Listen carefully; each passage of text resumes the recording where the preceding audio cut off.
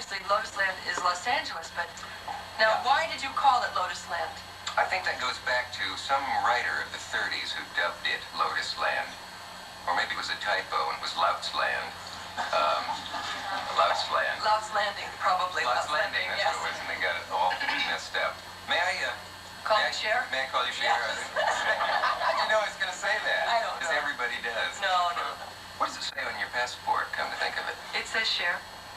And don't they say, pardon me, ma'am, but, your name seems to be missing. I had one problem getting into Tahiti. The man was very unhappy that I didn't have a last name and made me wait and went through all of my luggage and ripped open a teddy bear that I was bringing back from Australia. I guess the name just kind of inspired him to look for other things. I wasn't really sure. Why did you say, well, Cher is my last name?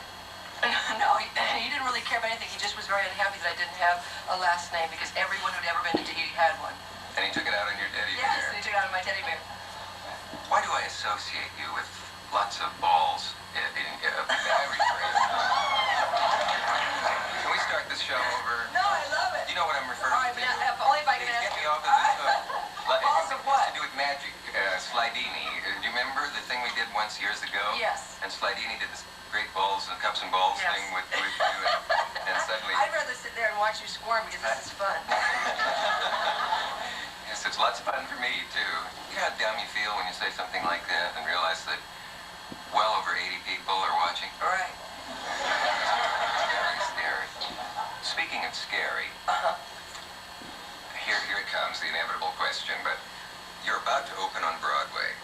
Now, are your nerves shot about this? Is it frightening, all those images, the Great White Way, opening night, and all that jazz?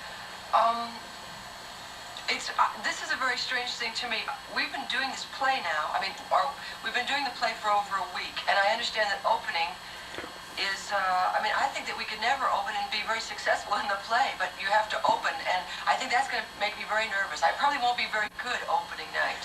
I guess it is a nightmare. If whoever invented opening night ought to be shot. They ought to say, we do previews, and on any night within the first week, the time is critical. That would be, yes, I think that would be wonderful. It'd be a lot next easier. Week, somebody else. Or even any night that you just didn't know about it, but to have everybody come opening night and do that, it's a little bit upsetting. And all those telegrams and flowers and all those things that are well meant, but you don't want them to remind you. I like doing the play, though.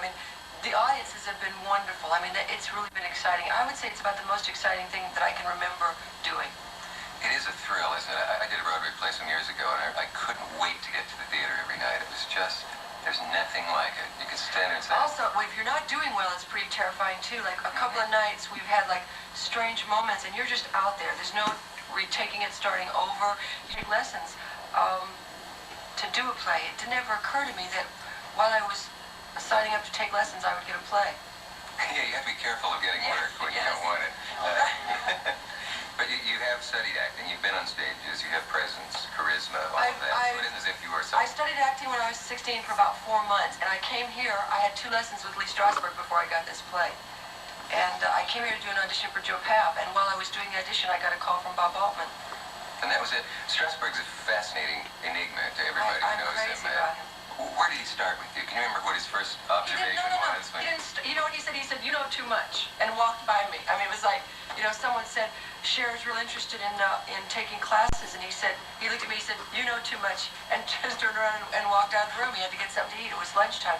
And then that night, I went to Anna's house, that's his wife, and he was there, and they just started telling old stories, and then the next day I just audited. I never really even got a chance to take classes by myself. I just audited the classes that he was giving, but I felt like I was learning a lot just by watching.